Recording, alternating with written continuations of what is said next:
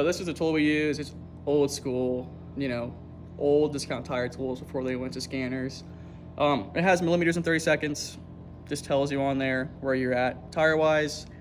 Generally speaking, anything down to 430 seconds, what I would say is acceptable. Once you get below 4, it's a cautionary replacement. If you hit 2, that's an immediate replacement.